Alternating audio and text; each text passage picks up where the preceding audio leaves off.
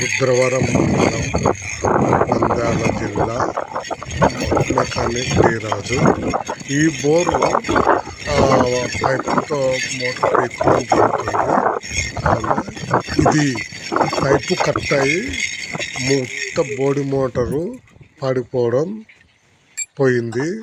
కావున దాన్ని మేము ఏ విధంగా చూడాలి, ఈ యొక్క కడ్డీల పరికరాలతో మేము తీయడం జరిగింది.